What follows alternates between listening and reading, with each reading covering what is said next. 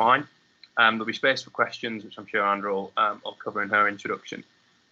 But for now, please, Andra, if you'd like to introduce this evening's speakers. Thank you very much.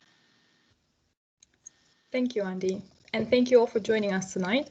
My name is Andra Antonis, Senior Architect at Rider Architecture, and it's a pleasure to moderate today's discussion. Our panel discussion will focus on the circumstances behind the decision to set up a practice, including how they have adapted their careers, projects, and lifestyles. It should offer a diverse perspective on alternatives within the profession.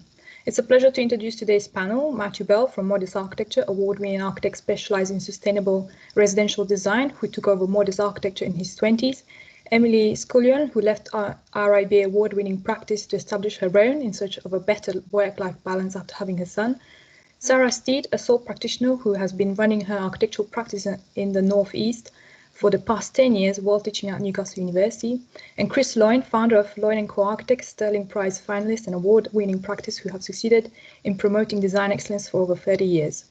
So we will have a short 20-minute presentation from each of the panels, after which it's really open to the floor for questions. So without further ado, here we go.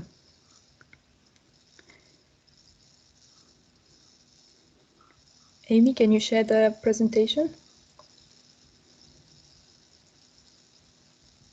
Yep, 2 seconds. I'm just about to do it.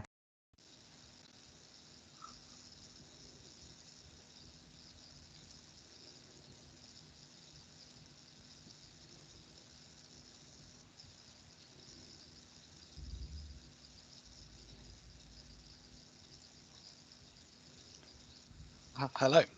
Thank you very much for having me. I'm Matthew Bell, Sole Director of Modece Architects Limited.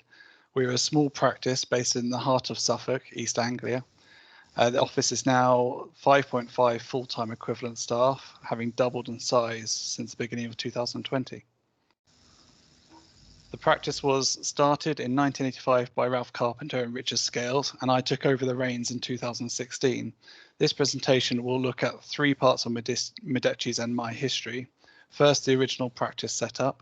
Second, my early career and preparing for taking over. And third, the process of taking over itself and what we're up to now. Modece are best known for producing deep green and truly sustainable architecture, and for our research into the use of hemp lime and within construction. We produce buildings that sit lightly on the earth, are built using natural materials, and use passive principles such as airtight but breathable building envelopes. Over the years, Modece have won many awards for eco houses across Suffolk, including Reba East Awards for a social housing project on Kings Road, Bury St Edmunds, shown in the bottom image there. Winning awards has proven to be a good marketing tool and has helped us cement our eco USP. The next slide is some of our more recent awards that we've won during my time at Modece, including Brambles Barn at the bottom, which is actually my home, and it's a little off-grid barn conversion which runs on PV array, batteries, solar thermal, and a wood pellet boiler. Ralph and Richard set up their practice so they could follow their own unique approach to building. This was at a time at which the word sustainability wasn't really a common term in the architecture world, yet it was the focus of the new practice and has been ever since. I started working with Modece as a Part 1 student in the aftermath of the 2008 recession.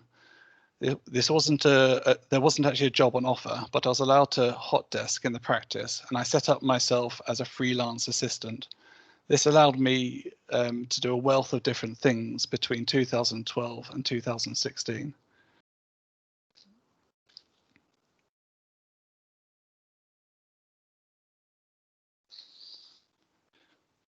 The practice, sorry, I missed a slide there.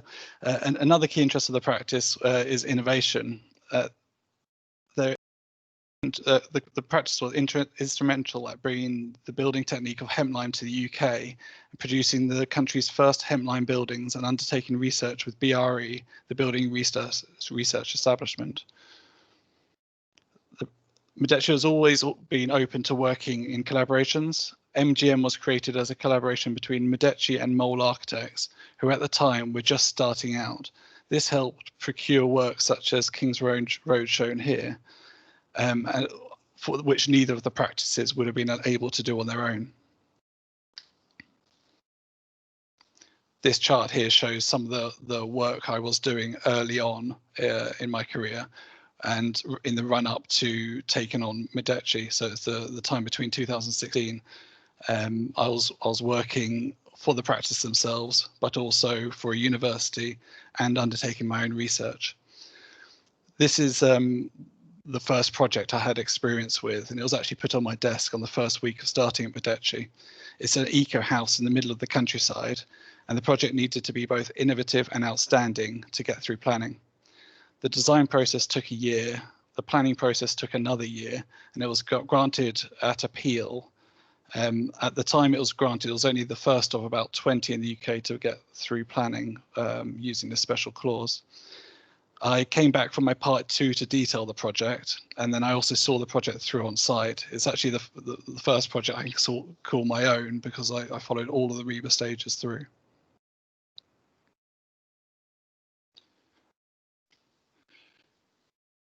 Meanwhile, I also explored my own research in hemp construction and started up my own company called Hemp Architecture Limited. This experience of setting up a company helped me a few years later when I then took over Modece.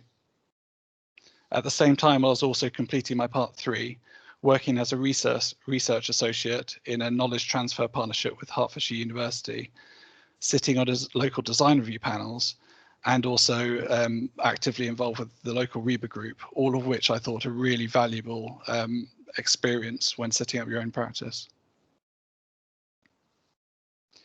I took over in 2016, but in reality, I actually started up a new limited company in place of the old partnership and took on all their live projects. First actions were all about business efficiencies, moving the office to a smaller, cheaper rented space, reducing overheads, and bringing the website and similar things in-house.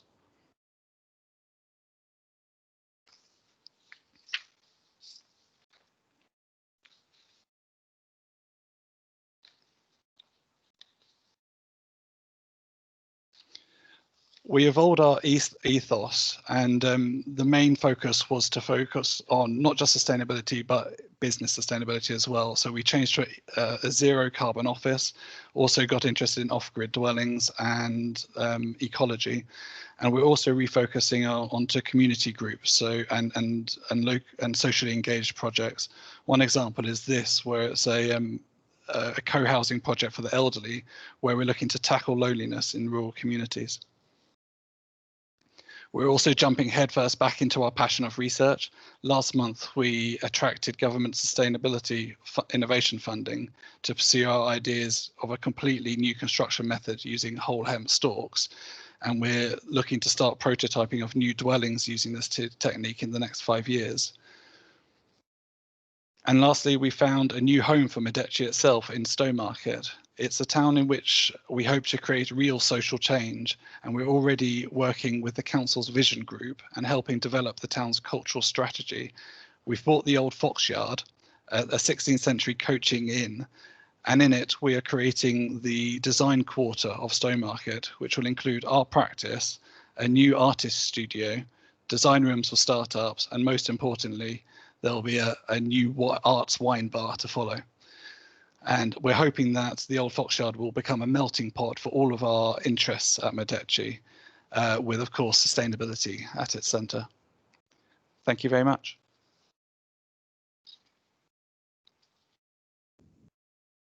Hi everyone, Emily Scullian here. I'm based in Newcastle upon Tyne, with projects across the northeast and some in the north of Ireland as well. My practice is still relatively young, so I've taken an approach of telling you kind of what I've experienced so far and a few of the lessons chucked in that I've learned along the way as well. So this is me, depending on who I'm speaking to. I teach international students at Into Newcastle Uni part-time, where I lead the International Year 1 design module. And then obviously I have my own practice alongside that.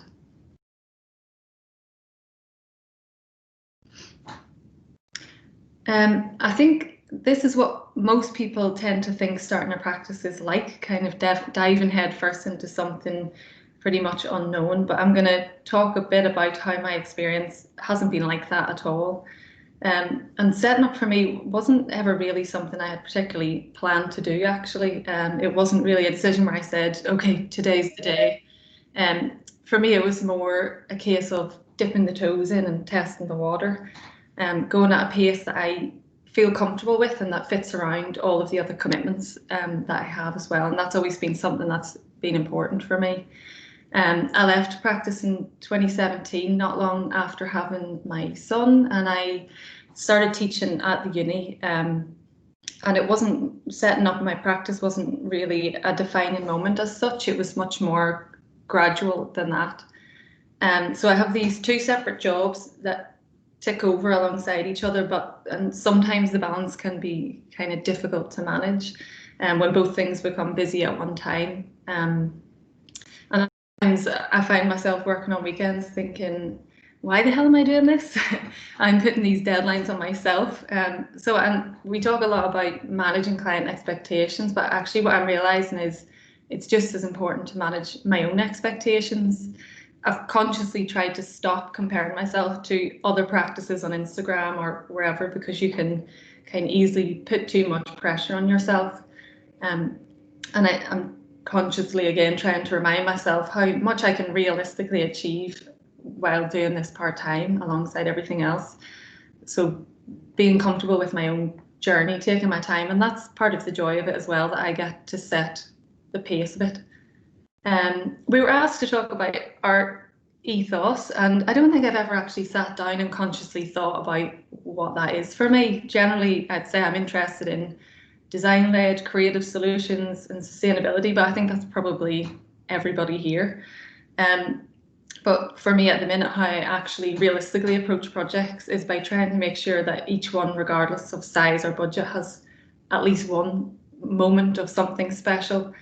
And I think the idea of an ethos is, for me, is something that isn't actually static. It's constantly evolving in response to where I am on my journey, and then the context of that. I'm always changing, so naturally my ethos will change with me. And an important part of my ethos is how I work and actually how I present my ideas to clients. I find that clients respond pretty well to models, so I usually use it as a tool to try and convince them to do something a bit different. And I enjoy having the time to actually do that. It's a bit of a luxury.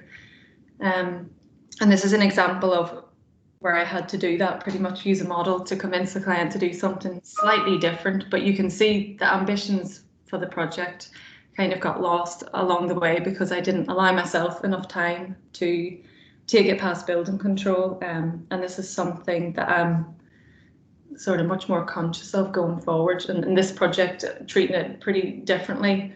In the beginning, naturally, I think projects tend to come from friends or family, and there's nothing really wrong with that. I think people kind of tend to want to hide that fact, but there's still a certain level of trust that comes with it, and you're still actually doing the work. And then from these projects, you can build your portfolio and reputation to then get more work. So this house is a house for my uncle, and it's replacing my grandparents' old house in Ireland. So there's a lot of emotional investment in this one as well. So probably a good one to give more time to make sure I get things right. And the good thing about Ireland is that people talk. It can be pretty difficult to get planning permission in the country for new builds. So when my uncle's project went so smoothly, the word spread fairly quickly, and I started to get a lot more inquiries after that.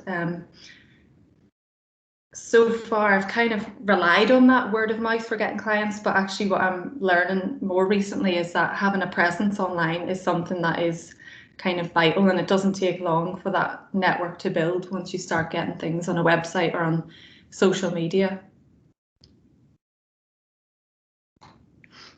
And just not being kind of ashamed to tell people what you do as well. I think it took me a while to get used to that and the opportunities that can come out of it. So I got a project with the university, obviously directly from teaching there, and just being vocal about what I actually do on the side.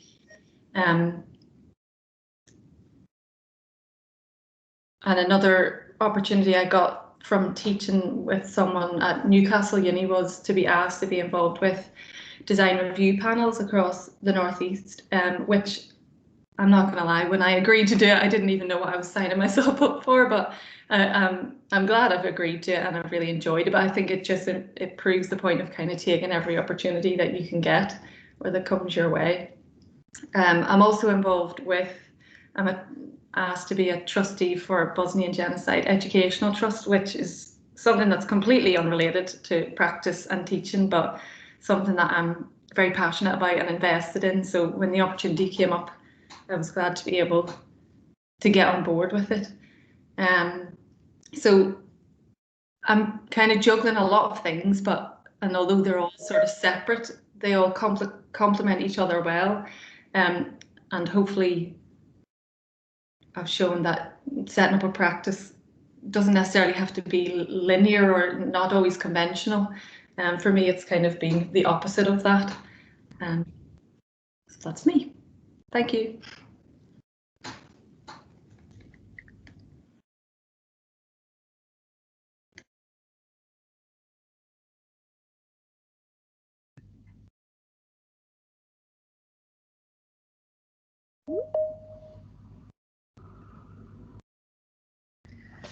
Hi, so today I'd like to speak about the kind of quite maybe ups and downs, convoluted journey that my setting up practice has taken.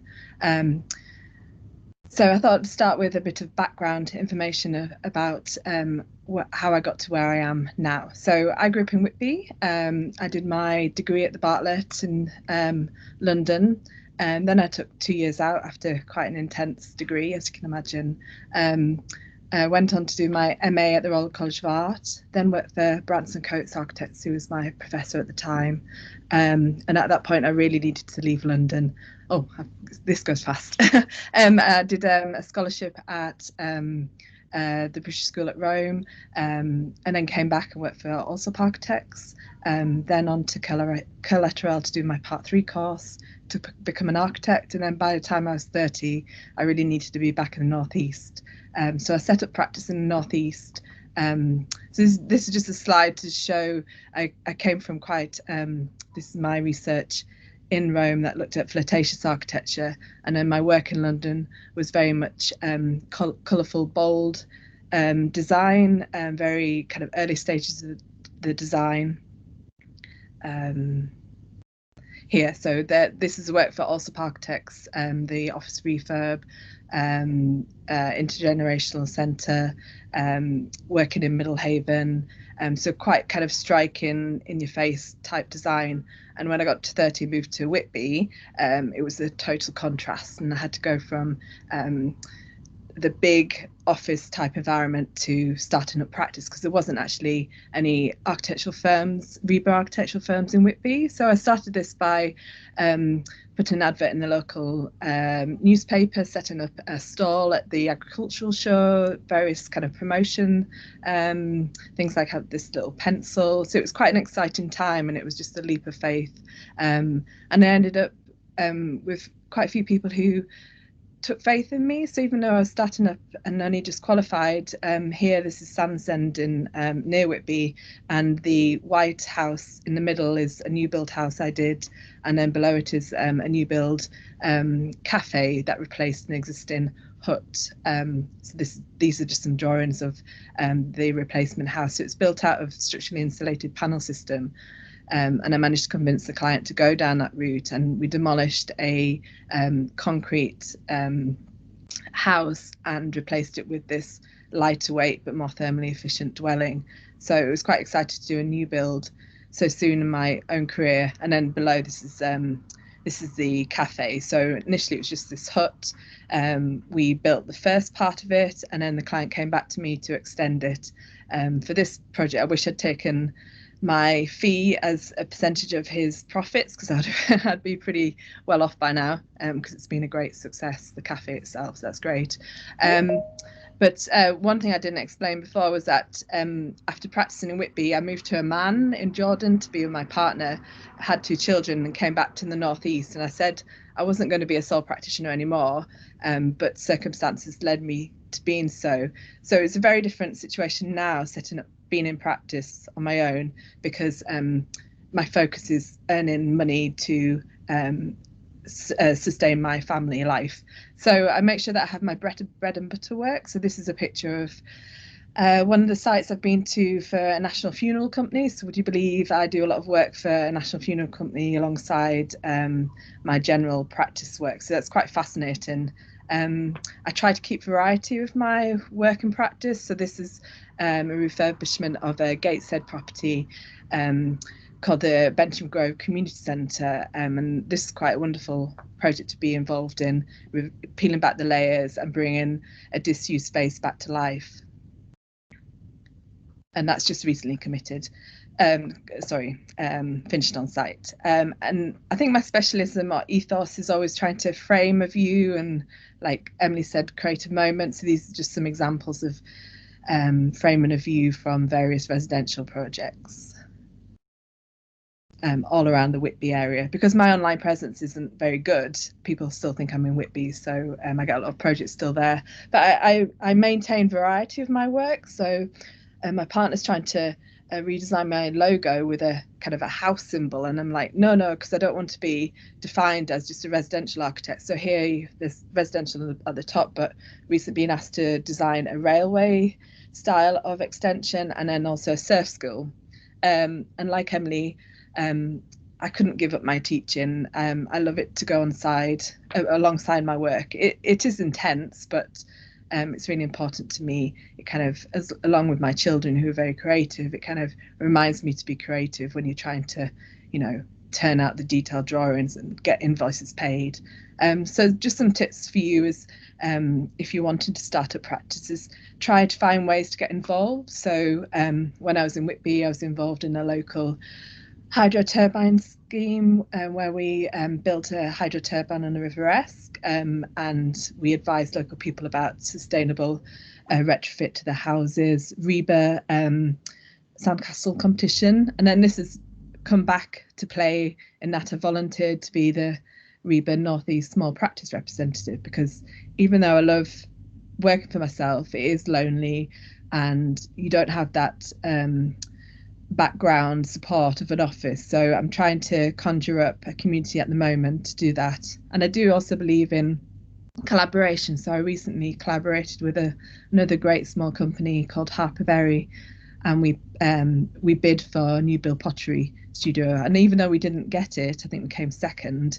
It's just fantastic to kind of talk to somebody else about design and do that. And this is just, obviously, COVID for me was tricky, like it was for everybody else, but I lost my escape to the cafe to work. So I've been finding different places to work. So that's what I'd say. If you're going to set up practice at home, just find different outlets to kind of work from. This is just down on Roker Bridge, and I tend to work in my car quite a lot, which is a bit bizarre. So my future is, I really do believe in this co-working and collaboration situation. So we do want to go back to Whitby. We're currently in Washington, which is a weird and wonderful new town. And my dream is definitely to have an office at home, new build, which has the opportunity for other people to come and work with me. So there you go. Thank you. Hi, I'm Chris Lyon. This is Drawing on the Past and the Making of the Future. It's Penarth, 6 miles outside of Cardiff. I set up in 1987 with a colleague and friend, Graham King, and formed Lyon & King Architects, working from my home. Our previous experience in practice had taught us how to do it and also how not to do it. And together we thought we can do it better. So we wanted to keep first-class architecture. The mainstay of our work was, not surprisingly, residential extensions. Size doesn't matter. You can still do modest projects well. It takes time, takes care, and we were particular about our drawings showing the context and conveying a sense of place. Clearly, we were contemporary architects. We're both modernists, and as Mies said, architecture is the will of the age conceived in spatial terms. Glass-to-glass junctions, carefully detailed. The client was thrilled, and that meant so much, making people happy and improving their lives. That's what it's all about. We worked a lot, of course, opening up the rears of residential Victorian houses, Penarth's the Victorian town, reflecting how people want to live today, merging the inside and the outside and seeing no separation between landscape and building or between architecture and engineering. It was all part of the same whole and drawing light into the interiors. On the left is the mitre. We were lucky enough to get work from a particular developer I'd worked with many years ago. In fact, in my first year out, he approached us again in 1989 with our first housing project. 8 houses in a conservation area in Llandaff. On the right is a Baptist church. It's a long story as to how we got that, but again, it's a thoroughly contemporary glass and steel with a passing nod to Mies. The same developer who had brought us the mitre, he was obviously pleased with what we'd done, came back with this commercial development for us. So we undertook several commissions on this site, including this is a finance institution and a distribution warehouse for boots. Of course, we did a fair few competitions in the early days. This is one for Cardiff Castle Visitor Centre. We also did a design for the Welsh Assembly building, which was run by Zaha Hadid and sadly never built. We never won a competition, but heck, it was good experience. Tragically, my partner, Graham King, was ill and we had to dissolve the partnership. In 1992, I was on my own. We formed Lyon & Co Architects. But I didn't like it. I was lonely. We were lucky enough, I was lucky enough to get this commission, and so I employed a student and we started up and bouncing ideas off in. This is St Donat's Arts Centre, a grade 1 listed castle and grade 2 tithe barn that we had to attach it to. It was the era of the curvy roof and a curvy glass wall. Thank goodness for teamwork, another important aspect of practice. Arabs were the engineers, Cowlings were the contractors. They were both wonderful and looked after little green Chris, who didn't really know what he was doing. But we went on when we built our first new one-off house, and this was lucky to be published. It was picked up by Build It magazine, and ironically it was an inquiry that came in for the house in the garden I spent the first 18 years of my life in, but it had come independently. My parents had left in 1977 and it was the new owner sold off the garden and wanted a new house. The second house was a new one-off house, was Raysdale Road in 96, and we're in fact working on an extension for this at the moment. It was a great client. A good client is a real blessing. It won an RIBA National Award, the Stirling Stephen Prize Lawrence Award, and a Civic Trust Commendation and a Welsh Housing Design Award. In 2007, we were approached by that same developer. Shows that you keep your clients, you look after them, you do good work, you get new commissions. This was a conversion of a ward house, again listed, grade 2 listed. We did a thoroughly modern, but without curves, extension. You can see my architecture, I think, was maturing. It won the Grand Design's Best Restoration Award and a design Stead Gold Medal and shortlisted for an RIBA Award. This is Markham Environmental Discovery Centre, the same year, 2007, in a substantial building set within a registered landscape. It was done in conjunction with the Welsh School of Architecture, and we still teach, a lot of us still teach at the university. That connection's vital. We had a string of one-off houses then. Commissions came thick and fast. The one on the left, Tigawla, is a refurb. The one on the right is an extension to a barn. Substantial houses in the country. And it's strange for a young practitioner whose desire had always been to be a community architect to get these amazing, large, substantial commissions, generally on big plots or, as I say, in the countryside. It was RSAW shortlisted, it was RSAW Building of the Year. TV and awards do matter. They generate new work and they raise your profile. Then this was our first really, really big one, both in terms of size, 8,000 square foot, and in terms of PR. It won a Royal Society of Architects in Wales Award, the RIBA National Award, the Stead Gold Medal, the Concrete Society Award, the SIPSI Sustainable Project of the Year, and the Mansa Medal, and has been on TV. It's a low-energy, sustainable, long-life building cut in the hillside in North Gower. And then the biggest one of the lot, probably the second really big one, 6,000 square feet. And in 2016, it won the RIBA Southwest Building of the Year National Award and shortlisted for House of the Year Award, the Concrete Society Award, Mansa Medal again, Sunday Times British House Awards, and it was shortlisted for the Sterling Prize and won the People's Vote. Park Haddale, we've at last got back into housing where my roots lie. And this is a zero carbon project. We secured planning for it with a developer called Zero, and it's 35 dwellings. I never use the term units, it's dwellings, they're houses with a combined central area of garden. And back to the Gower, again, another one of our one-off houses, but you can see the style is changing, a lot more timber and lighter weight off-site construction, and it embodies a lot of our desires as designers, which is the sort of the contextual, low energy, merging into the site inside and out. As Peter Zumthor said, we exist in universal space. Architecture borrows some of it, a contained space within a containing space. And that is us. We finally moved out of my home after 33 years. Ironically, COVID has meant that most of the staff are working at home, but I'm here in the office. And we bought an old building, and that's where we are right now. Thank you very much. Thank you all. Thank you, Matt, Emily, Sarah, and Chris for the inspirational presentation. There's such a wealth of experience today in the room, and we're very lucky to have the panel with us today. This really is a chance for you, the participants, to learn from the panel's experience. So we will now begin the discussion. Please do bring your questions forward. If you have any questions, please use the hand button at the top of the window. If you'd like to send your questions anonymously, Emily, perhaps you can explain, Amy, perhaps you can explain how that works. Sure. If you want to raise your hand and ask a question, there should just be an option on the top of Teams, which you hover over and it says raise your hand. If you do that, we should then get a notification saying that you'd like to ask a question. If you don't feel comfortable asking the question, you can just pop it in the chat, which again is just on the top icon, and you can type away. You can see Andrew's already made a note in there.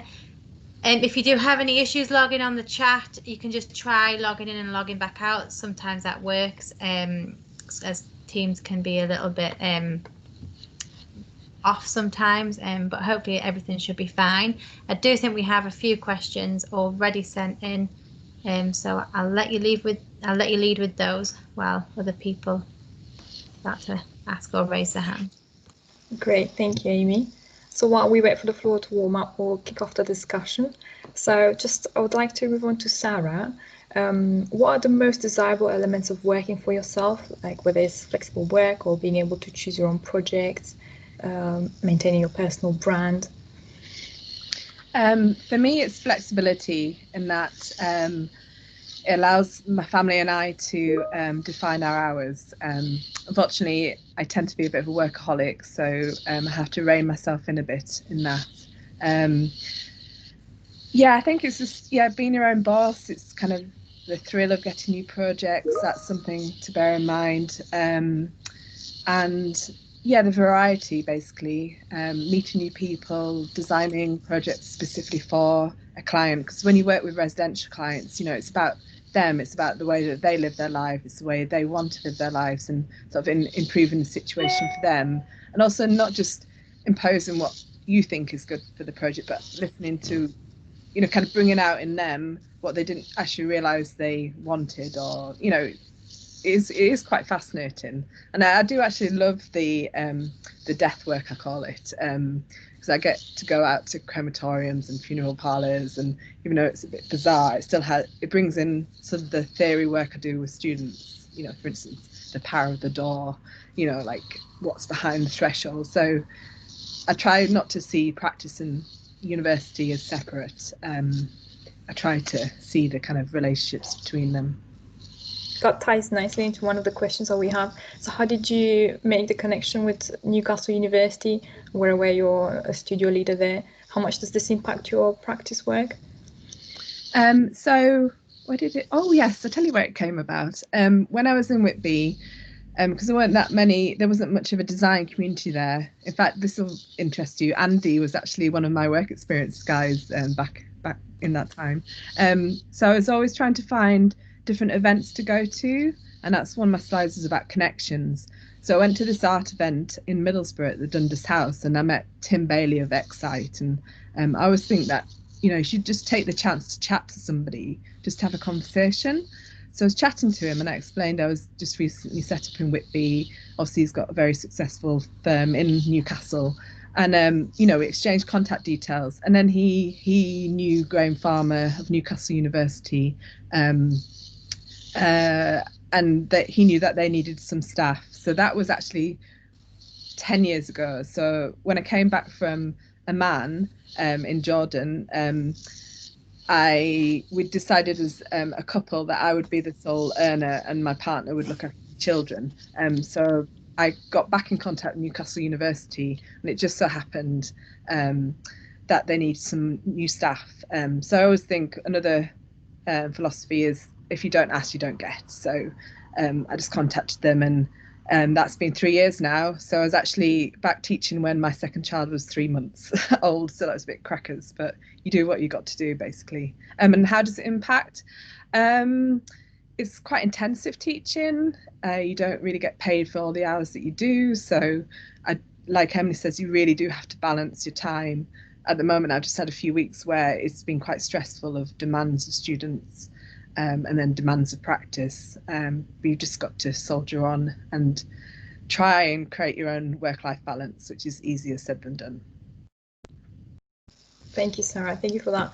I'm actually going to ask the same question to Chris, and we just wanted to know what are the most desirable elements of working for yourself? I think probably my father actually summed this up when he described architecture as serious fun. And I've loved every minute of it. Yeah, it's been stressful.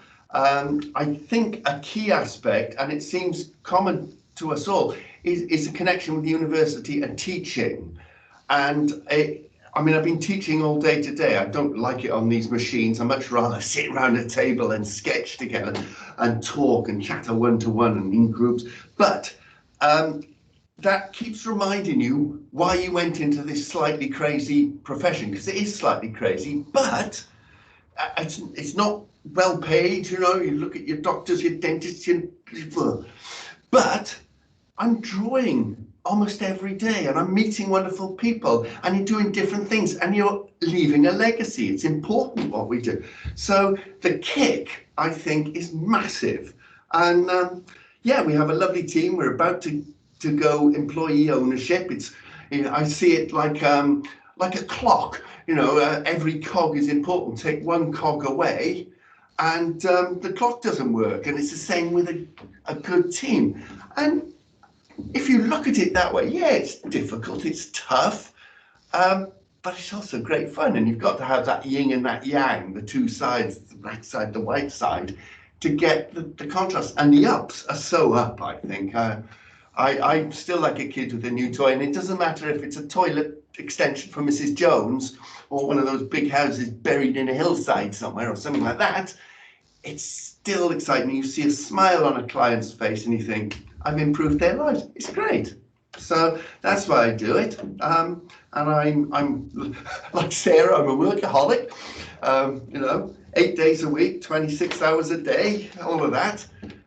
But I love it. It's not really like work.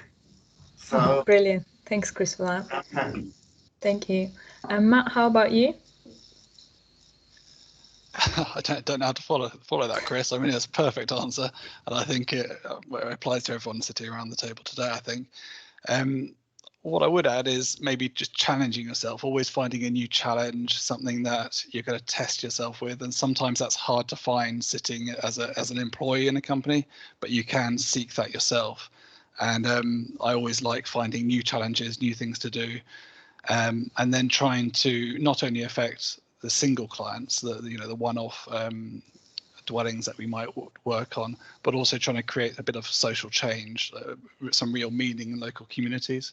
And that's what I'm really excited about at the moment with what we're trying to do is set up this design quarter, which I just, in a town which has very little or no culture, we're trying to bring that culture into it, or at least provide some an area for people to explore the culture themselves, and art and design. And I really just love making real impact in places like that.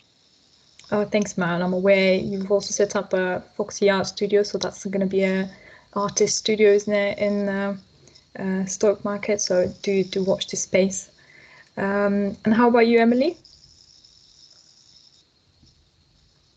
I get the unfortunate task of going last after everyone kind of already summarising things that I probably would have said the exact same thing. I suppose the only thing I would add is I think I tend to second guess myself less when I've been working for myself than when you're working for someone else. You're kind of thinking, okay, what would my boss want me to do in this situation, or which decision should I make? Which one would they want me to make? So I think with this one, actually, you've got the comfort of kind of knowing that it's you kind of making the decisions and you're the one that's going to have to deal with it whatever way it goes. And there's kind of some comfort in that, although it sounds maybe more daunting than it actually is. But all the other things everyone else already kind of summarised, the flexibility of it, especially with having a young son and he's just started school. So yeah, that's helpful.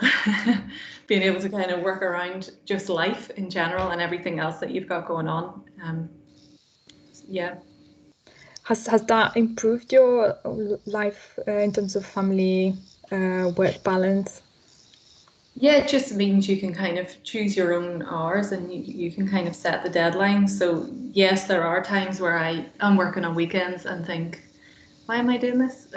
But then there are other times where you can take much more time over something that maybe you wouldn't have the luxury to do that working in practice. Or my experience of it is that you're kind of busier than that. And so yeah, it's been helpful for that for me. Brilliant, thanks, Emily. Matt, I'm just going to move on to you. You've started with the question, so you started very young. How challenging was it to take on the portfolios of others? How did you put your stamps on it?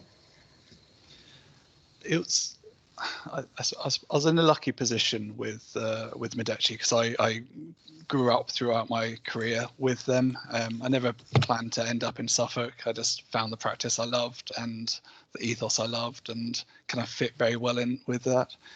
In fact, the previous partners of the practice never really saw Modece carry on after they retired, and it's only because we became so close as a three that they saw myself as a natural progression for the practice. So I didn't actually ever feel I needed to make my own stamp on it. And Modece being a word which is not to do with anyone's name, it was never about one individual. And most people, when they contact Modece, they don't know about me. It's the company, it's not me. But what I am trying to do is evolve in terms of, I briefly said in the presentation, evolve what we consider to be truly sustainable architecture, truly ecologically friendly architecture, and a business model which I know at the end, when I finish, I'll be proud of what I've left behind. And I think that has to go beyond our architecture. That has to be the way that we act, and also the way that we run a practice. So last year I calculated the historic carbon footprint of the practice for the last 30 years before I took over. And then we bought a plot of land. We're lucky enough to be able to afford that. And then we planted the trees, over 1,000 trees, to offset the carbon footprint for the last 30 years.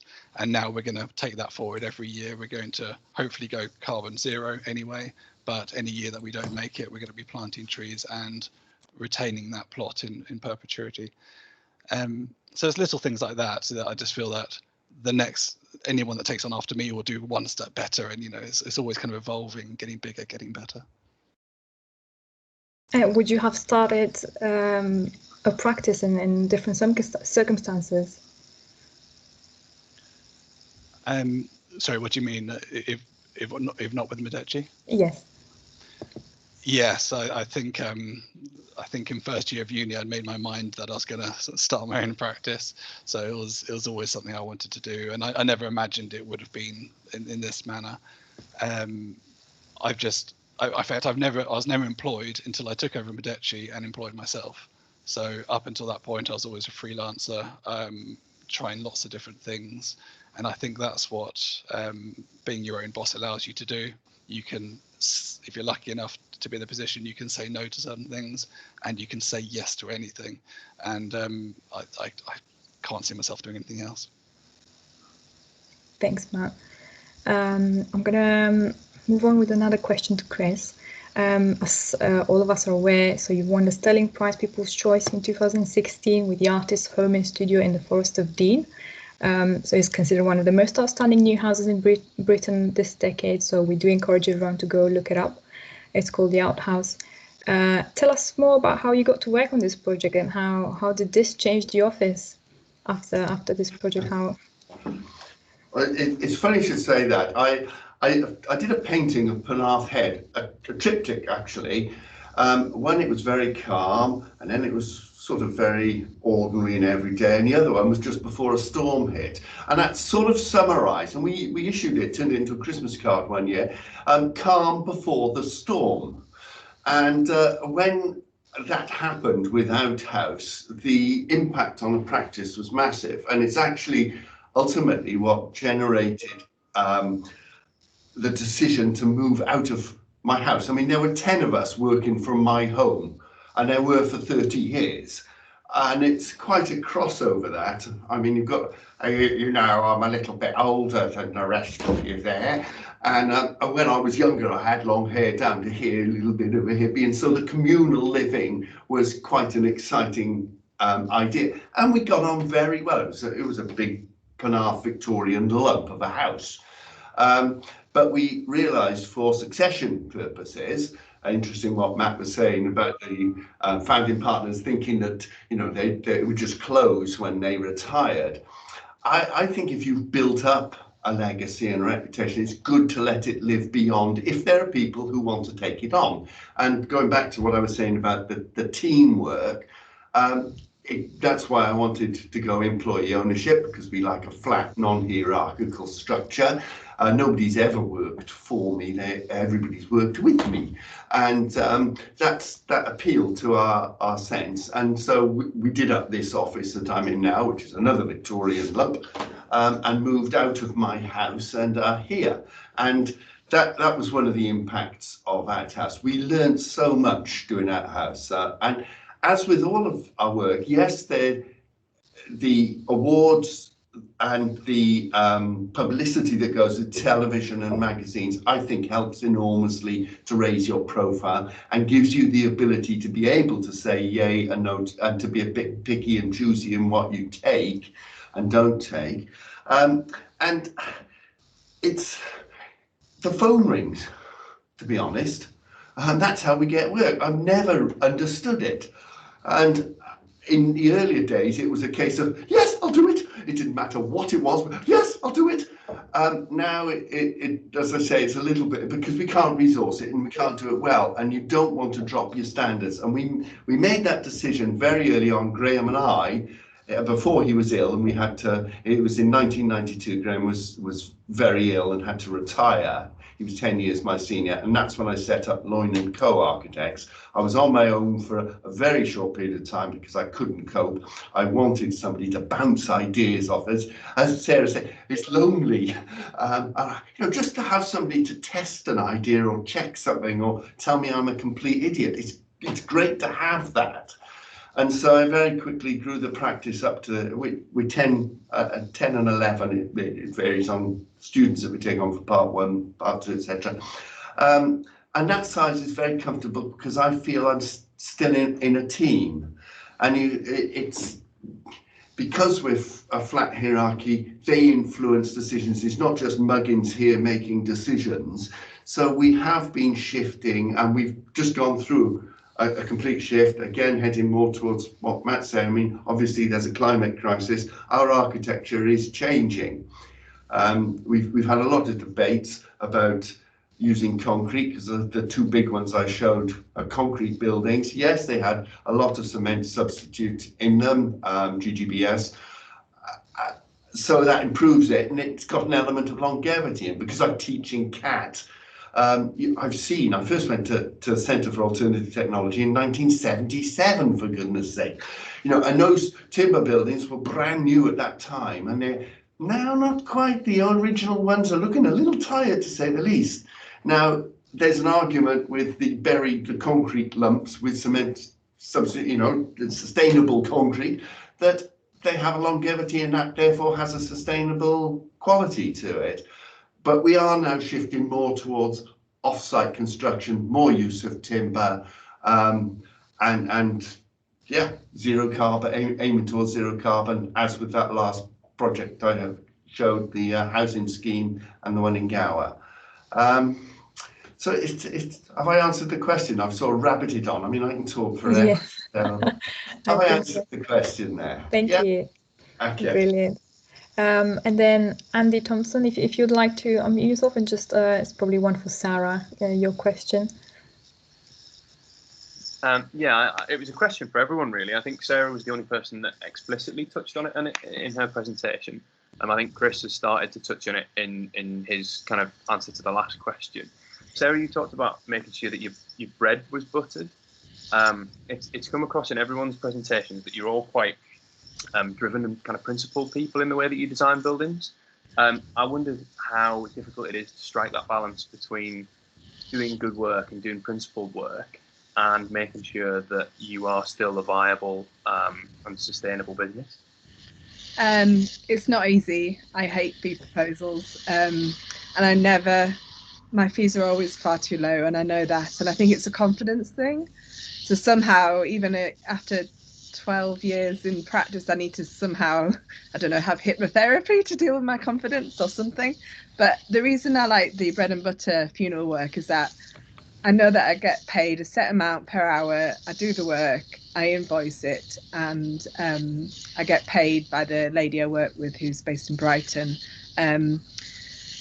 Even when I drive to a site, I get paid per hour. Whereas I think it's kind of maybe a culture that's come from education, that we're doing it because we love it. And I just always spend far too much time on projects, and then I run out of the hours that I should put on it. So it's really a very difficult task, and I don't have the answer to that. I think it's just about being confident and bold, and maybe the other guys who've got, I don't know if it's because it's just me and therefore I've only got my own bills to kind of pay. Whereas I guess if you branch out into an office, you've really got to be very strict. And if you're employing staff, you've really got to be very strict with resourcing. But yeah, I'd love to hear myself from the other guys and how they manage fees and make work sustainable. Emily, would you like to let us know on that?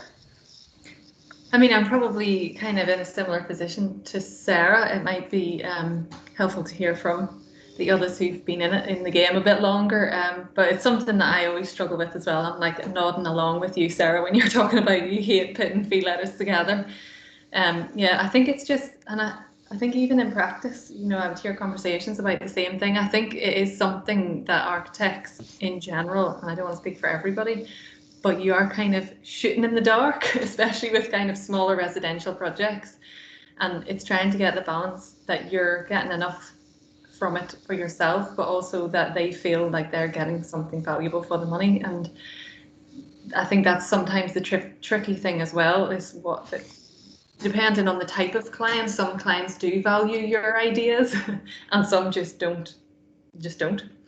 So I think it's very dependent on who the client is as well, which can be tricky. So it changes for every single project. It's not something you can like set up at the beginning and use like some kind of scale that you apply every time. So yeah, maybe someone with a few more years on it, maybe you have a more insightful answer there. No, that's brilliant. Thank you. Did anyone like to follow up on that, Chris, maybe? Yeah, I thought it would be coming my way, some of that people who have been doing it longer. Yeah. You're right. I mean, every client is different and every project's different. So how can you pitch? And some do have confidence, belief, trust, and you build that relationship. And when it works, it's fabulous. I mean, the outhouse was the most delightful combination of clients, contractors, everybody on the team just locked together, and we were all pulling the project in the same direction. Yeah, it was great, but it changes according to every single scheme and circumstance. Our big shock was when we moved from the comfort of my home, 10 of us huddled around, sharing a kitchen, the bathroom, and whatever, you bum, to an office with overheads, and it's dented our whole business practice. I mean, we never made a bucket load of money because we always spent too long doing projects. You spent your fee because of the passion, and you would do it. And I still do it. I'm here on weekends, and my argument with my co-directors, there's now 4 directors, is, look, it's my own time. If I'm stupid enough to work 28 hours a day, that's my own fault. But I don't see it as a fault because I love it, so I'm here and I'm doing it. And if we get a better job and you get a happy client, you get repeat work, it's all part of that holistic business view. But I would say the model of the art of architecture as a business is rubbish. And I mean, you know, it's shockingly bad. And I would love to see more education in schools, architecture on the curriculum, not because we want everybody to be an architect, but we want everybody to be aware of what architecture is and what architects do. And it's woefully low in this country. In Europe, it's much higher. The design awareness is much higher generally. If we could rectify that, I'd be happy. But here we are. We've been practicing for 33 years. We still struggle. Our profit margins are minute. But we're still here, and I have to say, I've never had to make anyone redundant throughout recessions. We live lean. If it's tough times, we all tighten our belts, and we muddle through together, and we hang on, you know, as a group. So I'd like to keep that going, but I would be much happier if we were a little bit better remunerated and our skills were recognised. But that's a long-term goal, I think. Thank you, Chris, for that. That is very true. Would like to hear a bit more, Emily, from yourself about how things have changed after having your son. So we have so much respect for yourself and Sarah for balancing both. Women do have different pressures and priorities do change. You know, you can't do as much overtime. How do you balance this, and what advice would you have for other architects embarking on the journey of starting a new family? It's something like we don't often talk about, and it's just so, it's a great opportunity to have both of you in the room today. Thanks for that question. I don't know if I have a good answer, because again, it's something that sometimes I'm working nights or I'm working weekends when I should be spending time with my son, and I think I'm doing this instead, and the whole point was to get a better balance, but then you miss out on some things. But I think generally overall, you know, like that's kind of the minority of the amount of time. Overall, it does let me just do the basic things, like being able to take him to school every morning, not have to drop him at like breakfast club. Not that there's anything wrong with that, but it's quite nice not to have to rush into somewhere else to work. And then getting home, I can kind of pick him up, and if I've got something on, I can stick Paw Patrol on the telly and I can just get on with stuff. So I think having that flexibility has just been really helpful. And also I think there's, like, I after coming back from maternity leave in practice, I wasn't there very long, but there is a kind of like, you feel like you're letting someone down when you need to leave for something, or, you know, if there's something beyond your control and you've got to leave that day early and it wasn't expected. There's like a certain guilt that comes along with that. So I think it kind of takes off that pressure as well of having to do something for someone else, and you're actually just doing it for yourself. So yeah, I'm not sure if I've fully answered that question, because I don't know if I know the answer to how do you find the balance, but it certainly helps being able to set my own kind of working hours and all of that kind of thing. That's brilliant thinking. Yeah, I think it is something from, that we learn from universities, that we have to keep working, and sometimes it's not the most productive. Do you have any more experience you'd like to share with us, Sarah, on that topic? Yeah, I think it's an industry-wide issue and very much linked to working hours. I enjoyed being part of the Jedi talks that Reba Northeast is also putting out there about issues to do with work-life balance and gender roles, and that culture of too much working and kind of feeling guilty if you've got to leave at a certain time. So I personally haven't had experience of how to manage children while working in practice, but it's definitely the reason why I didn't go back into employed practice when I came back to the UK. My first son, I was in Jordan, had very relaxed time. I didn't feel the pressure to go back to working life at 9 months or 12 months. I only felt the pressure to kind of go back into working when we came back to the UK. But for me, like Emily, I do miss out on some things when I feel the kind of the pressure, because I'm the sole earner in our family, for the pressure to kind of bring in the money. But they are also my kind of stress reliever, like when you just get a hug from one of your sons, and it kind of makes everything feel a bit better. And I love seeing their creativity. Like I'd love to be doing the models that Emily's doing, but I never seem to find the time, whereas my sons are making models and making this and that. So I think it's just, the flexibility is definitely key for being a sole practitioner and having a family. And it's just pros and cons. I mean, crikey, I won't tell you the story. It's about anyway. But yeah, so I think that's all I've got to say. Suddenly embarrassed myself. No, thank you very much. I think it's so important we talk about these things more. Can I just add to that, Andrea? Yes, Emily, please. I think it's kind of, and it's obviously a topic that I'm fairly passionate about, but I think it's like two-sided. So I think to kind of, part of the problem is that, you need men to make babies also. So there are dads in practice, and also the kind of expectation of men who then become fathers, and then that they are not allowed to do something, or that people kind of have this instinctive reaction that if something happens, oh well, the mother will go, but sometimes that's not the case and the dad needs to go. And then the kind of how that maybe rubs off on the practice or their boss, and how they perceive that, and the worry with that as well. I think that's the other side to it. So yes, obviously women have to physically take time off, etc., but the dads are just as much affected, and then in turn that affects us more. So it's kind of like a vicious cycle, I suppose.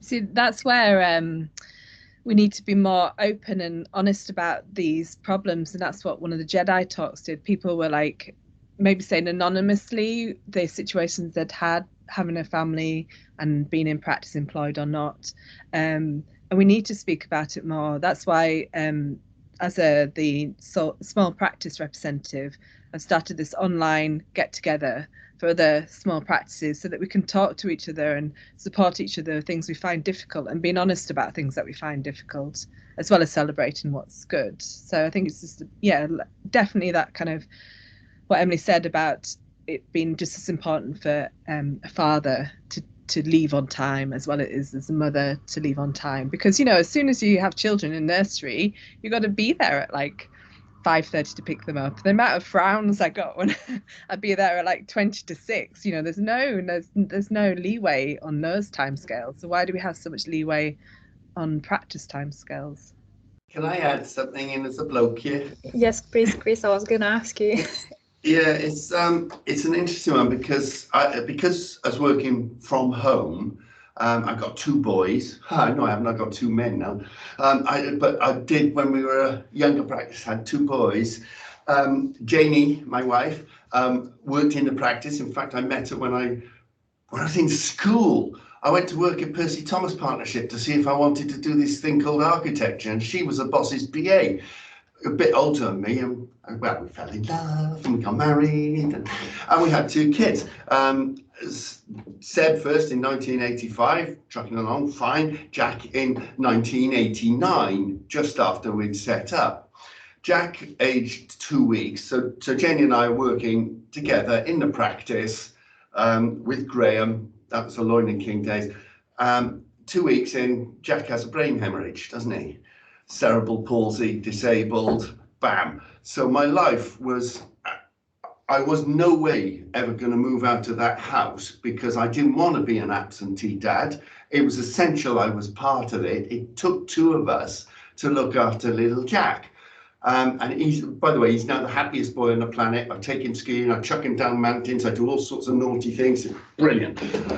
So he's fine, still very tough and very disabled, but happy, which is what matters. Seb's fine and is a property developer now in Bristol.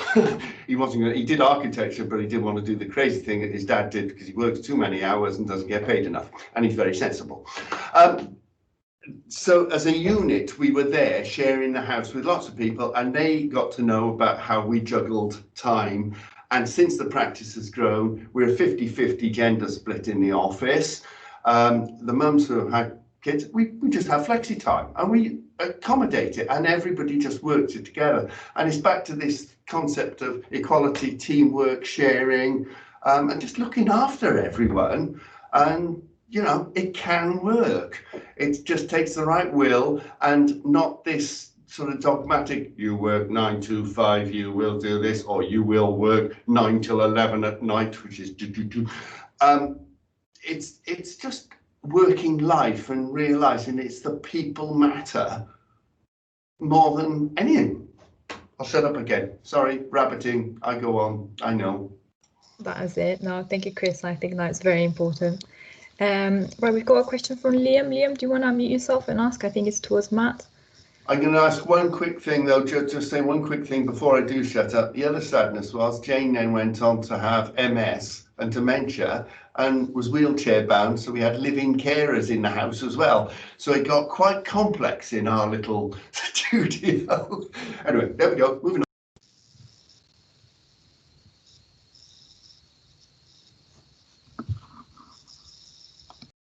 Oh, sorry, I was on mute as well.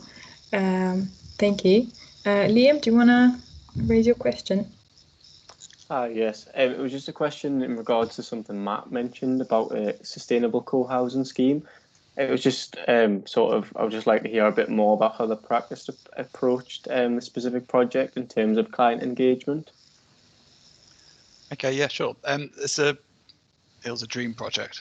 It's we're very lucky to be involved with it. It was actually a co-housing group put together specifically for that plot. It's up in the east coast of Suffolk, and it was set around an old vicarage, basically, next to a church, and they wanted to change the grounds of the vicarage into a site for 20 new single self-contained wheelchair accessible dwellings with live-in assistive caring space as well, for over 65s of the small rural village. And the group were the local villagers. So there was about 5 or 6 people that set up this community interest company. So all of the profits and the money that the company made were put into the project. They actually received local council and district council funding to bring the project forward. And then they chose us as their architects. Working with the community group is always interesting. There's a lot of people to try and satisfy. But it's really exciting as well. You get so many different people to talk to, so many different lives that you can affect and kind of work with. What I would say is, I think all the presentations I've seen today, we're all interested in contemporary architecture, and that can ruffle feathers sometimes in rural areas. And there was definitely half of the community group that wanted a more traditional look, and half that wanted the more contemporary. And I'd say that's where the architect can really, listen to everyone, but also put your stamp on the project and try and bring everyone in. And by the end of it, we were running public engagement meetings where we just heard about 50 people over 65 turn up and falling in love with contemporary design who had never seen contemporary design before. So it's it can be very rewarding. It always takes a lot more time. So if you can factor that into your fee schedule, great. But as we've talked about, that can't always be allowed for. And actually on fees, which were mentioned earlier, I would say value yourself. I think architects never value themselves enough. And always put yourself out there. If you can get a meeting face to face with a client and you can sell yourself, if you can be the planning expert, the sustainability expert, if you can be the expert on the client, so you go there knowing who your client is, when you're speaking to someone that's building their house, talk about their home, not the project. If you're talking to a commercial company, talk about efficiencies of scale and things like that. If you can kind of problem solve on that first meeting, generally you'll sell yourself rather than the practice. And I find most of the time we're not the cheapest people bidding for work by a long way, but we win work because we show value. So be bold and go for it. Great, thanks, Matt. It's also very interesting to learn a bit more about the things that you really love and the things you do outside of architecture. And all of you have so much that you give to society. It's absolutely incredible. Emily, would you like to speak a bit more about your part? About what, sorry? The work that you do outside of architecture. Yeah, I suppose. I'm trying to think dialogically through what I discussed. I started doing the design review panels last year. And as I said at the time when I was asked to do that, I was like, yeah, I'll do it, thinking it was like a uni thing. I don't know what, I just agreed to it because I just try and say yes to things. And then when it came to it, I was like, oh, this is not what I expected at all. And if you don't know what it is, it's basically with other kind of professionals in the industry giving some feedback to various practices on their design projects. And it's kind of like a pre-planning thing so that you can kind of use it alongside planners like it, basically, that you've had someone objectively look at your work. So that's really enjoyable. There was one last week actually that I did. So those kind of things, they're not like a constant. They kind of come and go, that side of things anyway. And then what else I've been doing? I've started recently teaching at Northumbria as well. I do a bit of teaching at Newcastle, so I'm kind of in all of the unis, just spreading myself everywhere. And then more recently, I'm a trustee for the Bosnian Genocide Trust. So that's a guy who I work with who's Bosnian, and through the work that he does, kind of just supporting with that. And it's something I've always been interested in. He's been doing it for a long time and would speak about it much better than I would. And so he asked me to be involved with that, and I am. And it's sort of newish, so I'm not entirely sure how that's going to go. Thanks, Emily. Yeah. Jamie Nicholson, would you like to unmute yourself and ask the question? If that's okay. Yeah, brilliant. Thank you. Can everyone hear me okay? Yeah. Brilliant.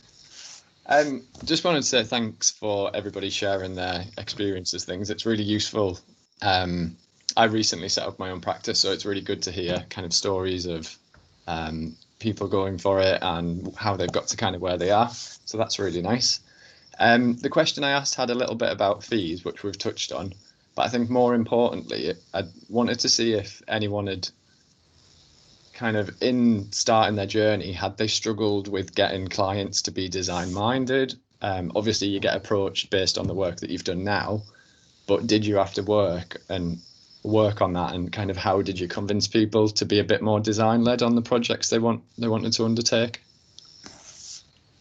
And it's open to anyone, so whoever'd like to jump in, feel free. Should we start with Sarah?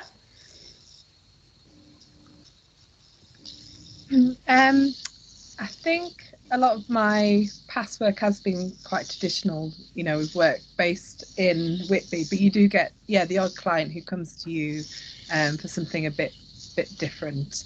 But you've got that challenge of, yes, you might go along that route with them and take them down that journey, and then you come across the planners and then you come across trying to get it built. So you've just got to go with the really best intentions and try and see it through to the outcome. I mean, the new build house in Sands End was kind of like a modern version of what was there before, because it's kind of weird mock Tudor building, and it's actually a conservation area. So I'm actually quite surprised we did get planning for that one. But they were lovely clients. It took a while to get built, but it was a joyous project to work on. But I think it very much would go with what Matt and Chris and Emily have said about an online presence and, you know, valuing the work that you've done. That's something I really lacking in terms of, I don't have a proper website even after all this time, just a bit too modest. Whereas I think if I displayed everything I'd done to date, I probably would attract more interesting clients. So I think it would be about valuing what you've done and saying no as well. Like I think we've said before, when you first start out, you do say yes to everything. But sometimes I do think, like, us small practitioners do have an important role to play in that. Saying yes to the small projects is really, really a good thing, because, you know, your domestic everyday client, you're probably the architects who they feel they can approach and can use, whereas, you know, then they're going to jump to maybe a medium-sized practice and it's a different dynamic. So yeah, I don't know really. To be honest, I'm looking forward to my own project in the future where you can just play and experiment, and then if you kind of publicize that to death, then you'll really get some more decent clients coming on board. So yeah. Thank you, Sarah. How about you, Emily? Hi, Jimmy. We went to uni together, so we kind of know each other. It's good to hear that you set up, so that's exciting. I know you were thinking about it. I think it is very much dependent on kind of people that approach you. You know, I've got a lot of projects that will never see the light of day, because sometimes clients just want what they want, and you sometimes discover that pretty early, but you think, but it's money, so I'm going to draw this and I'm not going to put money on it, and I'm going to do what they need and they're going to pay me for it, and then we will never speak of this again. So I agree with Sarah, and it's kind of about how, I know you said you haven't got your own website yet, Sarah, but how you kind of show the work that you do, or the projects that you put on Instagram or whatever it is the kind of work that you want to attract. So there are projects that I don't put on there that I have done that I would be less excited about. And it's getting the balance right of taking enough work to be making enough money, but also then the clients that you get any inkling that they might be interested in doing something different, and then just kind of going the extra mile to be able to convince them. So that's kind of what I was saying about making the models. That for me, that's the best way to do it for me. That's the only way I can sell them something. So I think what I try to do in early meetings, so in the very initial meeting when you're kind of working out what they need, I think it's an important thing to make sure that you're both on the same page. So just explaining what your approach is, and then sort of getting a feel for them as well. And sometimes if that balance isn't right, actually, then I sort of think, I don't know if I want this job, because if we're not, if the relationship isn't right, then it just is not, it's not enjoyable, is the main thing. And then it's just sort of, sometimes you get halfway in and you think, I knew I shouldn't have done this job.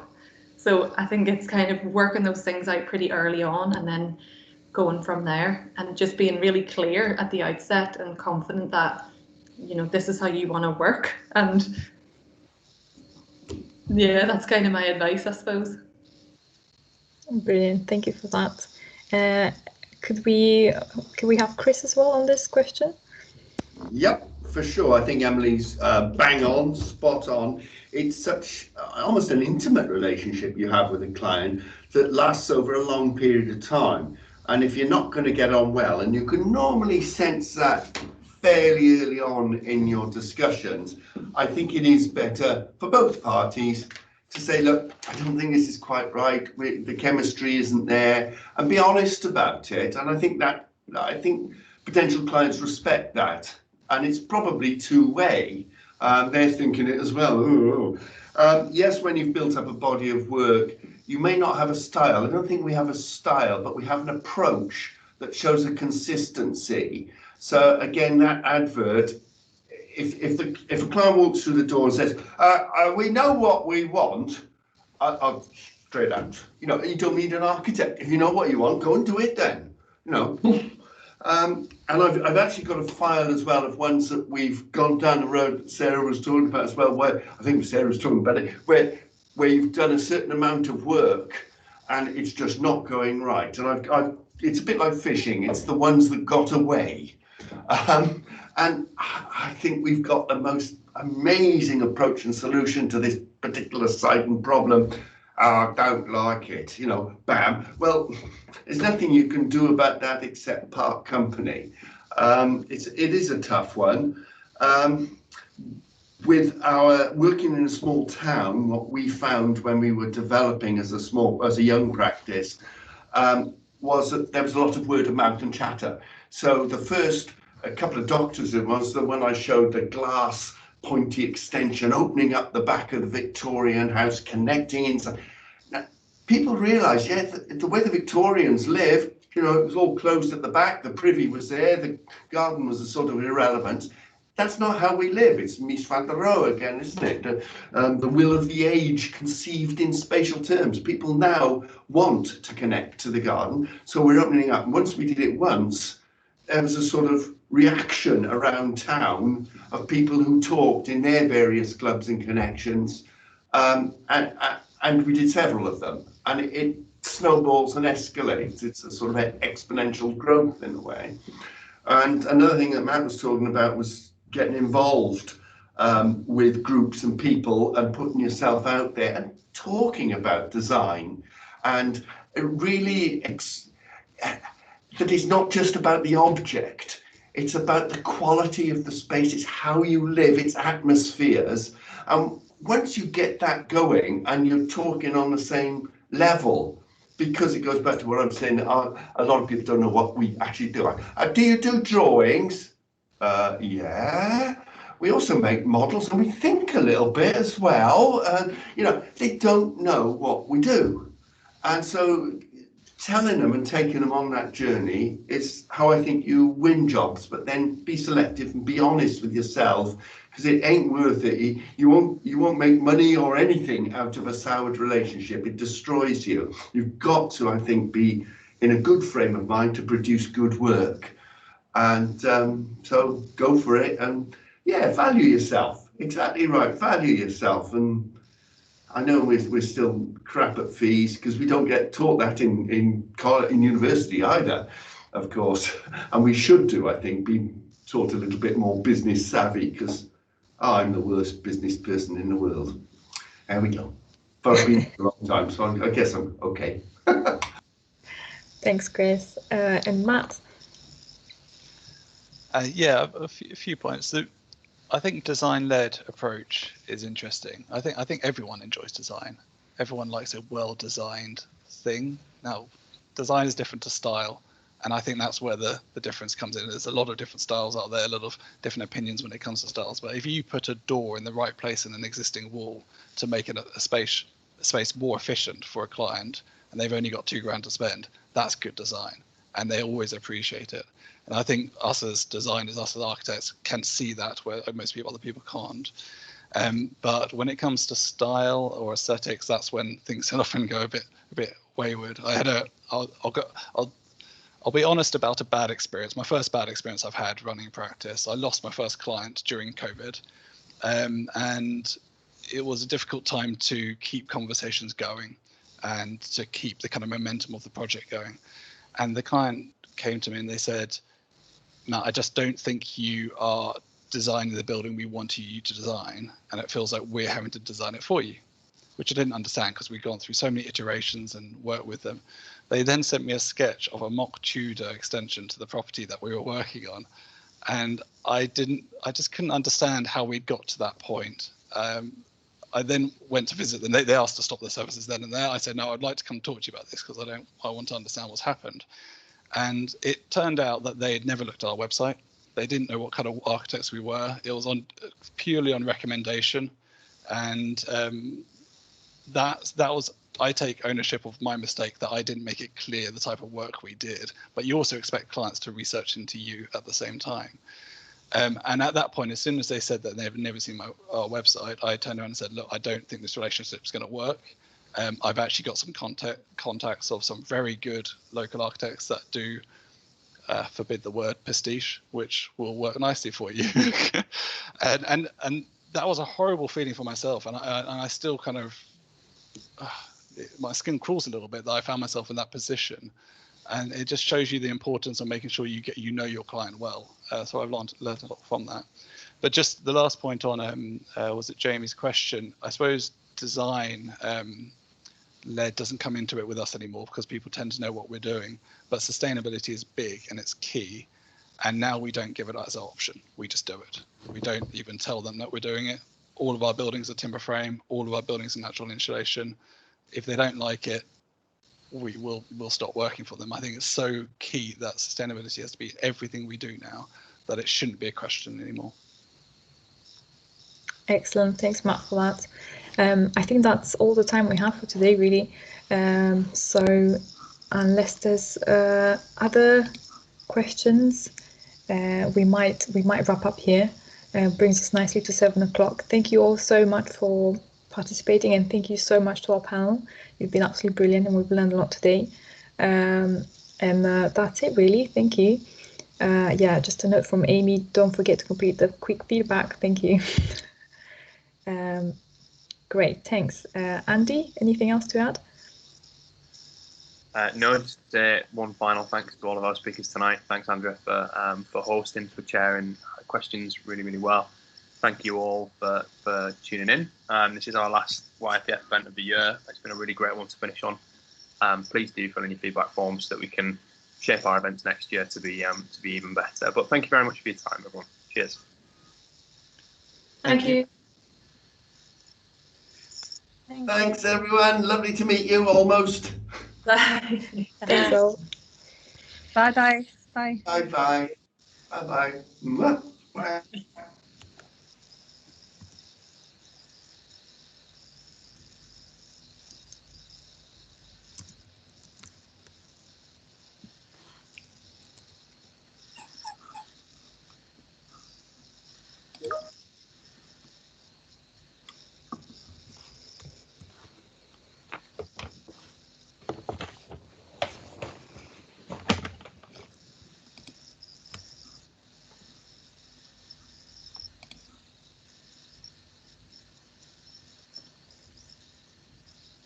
That's it. Well done, Andrea. Excellent chairing. Brilliant, Thanks Andrea. all. Well done. You've done a great job there. And a fielding. That was such a good event. That was brilliant. They were really nice, weren't they? Shame Jen's not on the call still, because that's fantastic. I think that was exactly what we hoped. Yeah, it was good, isn't it? She Was kept Thanks having for all issues